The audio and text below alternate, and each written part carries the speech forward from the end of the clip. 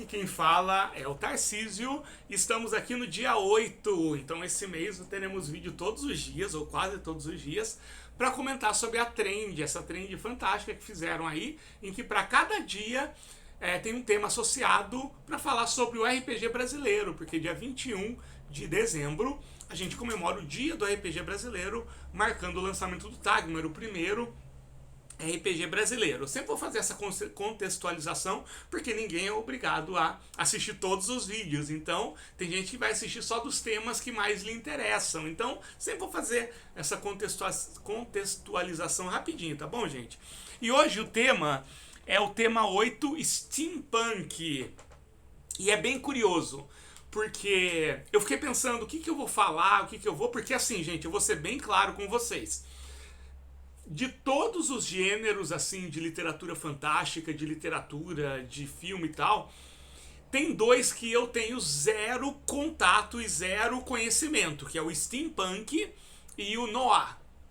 Gente, não é que eu não gosto, mas eu não tenho, eu nunca li. Por exemplo, de steampunk, o mais próximo que eu cheguei do steampunk é um disco do Rush, acho que chama Clockwork Angels.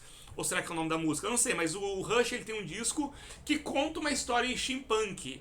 E eu tive uma época que eu tava muito na vibe do Rush e eu acompanhei tudo. E o CD conta uma história e tudo. Foi o mais próximo disso. Então eu não tenho nenhuma familiaridade com o gênero. Eu gostei muito do disco do Rush, eu gostei muito da história, que foi escrito pelo Neil Peart, que é o baterista, que era um escritor fantástico, né? Mas é o máximo que eu cheguei do steampunk. Eu não conheço outras literaturas, mas eu tenho uma história associada a steampunk muito curiosa que eu vou contar pra vocês agora.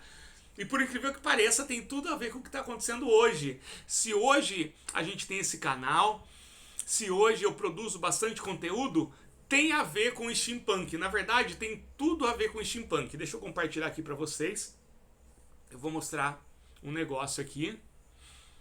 Né? Gente, em 2013, se eu não me engano, eu não me lembro agora se é 2013 ou 2014, eu trabalhava como produtor cultural, coordenador de projetos culturais e tudo mais. Era aquela época que eu estava viajando, antes de eu descobrir o RPG solo, né?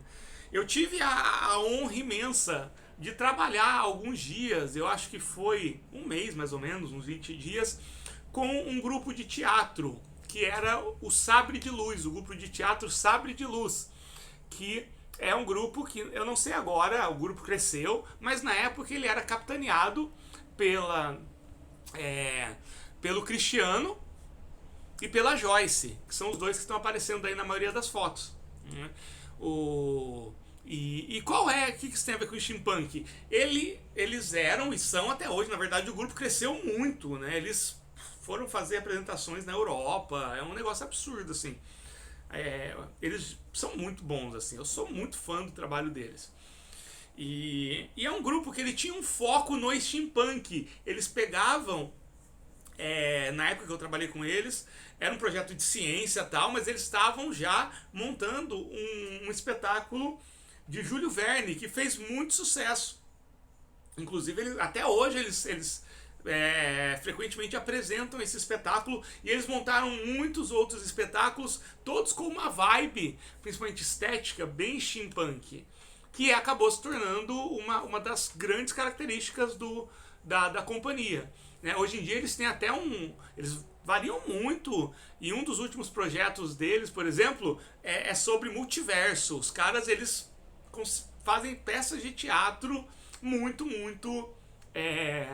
personalizadas nesse ponto da temática, da estética. Então tem peças dele que tem a ver com viagem no tempo, tem peças dele que tem a ver com multiverso, tem peças dele que conta a história de Salvador Dalí para crianças. É um absurdo que os caras fazem. Mas deixa eu voltar. Em 2014, foi 2014, né? Agora lembrando, eu tive o prazer de trabalhar com esse pessoal por algumas semanas. E a gente conversou muito, a gente estava na mesma posada e a gente tomava café da manhã junto, a gente passava o dia inteiro junto, na verdade, né? E era um pessoal muito engajado em produzir e tudo mais, e na época eu ainda estava muito nessa vibe de seguir por esse lado da produção cultural. da produção de eventos culturais, né? Eu ainda continuo no lado da produção cultural, mas eu parti mais para música ou para a parte da literatura e tudo mais. E foi numa das conversas, duvido que eles vão lembrar disso, né? Mas foi numa das conversas, eu lembro até hoje, a gente estava na primeira pousada, então foi nos primeiros dias, que assim, a gente foi para uma pousada na cidade de Mogi das Cruzes, e era uma pousada que tava meio precário, e aí a gente pediu para a empresa mandar a gente para um outro hotel, para uma outra pousada, foi uma coisa, né? Mas a gente estava nessa primeira pousada tomando um café da manhã, e a gente começou a conversar sobre isso, e no meio da conversa que eu tinha uma ideia de começar a divulgar projetos culturais, e aí foi no meio da conversa que foi tomando forma, e eu até falei para eles, olha, eu acho que eu vou, logo assim que passar essa parte dos eventos e tudo, eu vou começar uma revista de divulgação cultural. E foi a primeira vez, olha só, foi a primeira vez que me passou pela ideia de produzir algum conteúdo de divulgação. Eu nunca tinha pensado nisso antes, foi naquele momento que veio. E olha só que curioso, essa revista cultural, ela chegou até a ter nome, chamava Cultura em Doses Homeopáticas. Ela chegou a ter um site, eu fiz o site para ela, mas ela nunca chegou a sair. Por quê? Porque depois de... Aí trabalhou, foi muito legal, mas foi um mês só, eu continuei com outros projetos. No final desse ano, eu descobri que aqui no estado de São Paulo estava tendo vários casos de corrupção envolvendo cultura, e alguns projetos que eu estava sendo alocado estava no olho do furacão, e eu fiquei muito decepcionado, muito chateado de ver muito dinheiro sendo usado, sendo desviado da cultura para o bolso de político e várias pessoas nesse esquema. E eu falei, gente, eu não faço parte disso. E foi aí que eu parei de trabalhar com produção cultural. A revista, por incrível que pareça, ela só foi sair em 2020, que aí já era a minha revista de música, que era Horror Punk Magazine, que ela tem o foco de divulgar projetos independentes. Começou bem limitado no gênero de uma das minhas bandas que eu tinha na época, que eu ainda tenho, logicamente, né? Mas foi ali que foi plantada a ideia de produzir conteúdo de divulgação. Porque se você for ver, esse meu canal, ele é, acima de tudo, um canal de divulgação, né? Eu já divulguei mais de 200 jogos independentes, underground, eu já divulguei mais de 60 autores.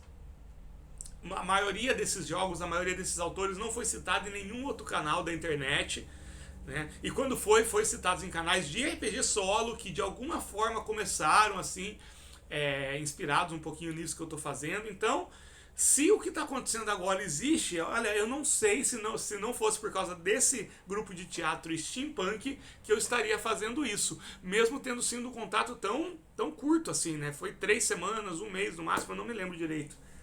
Mas é isso. Então essa é a minha relação, a relação no meu canal entre RPG, produção de conteúdo para RPG brasileiro, e steampunk, tá bom? A gente se vê e até amanhã.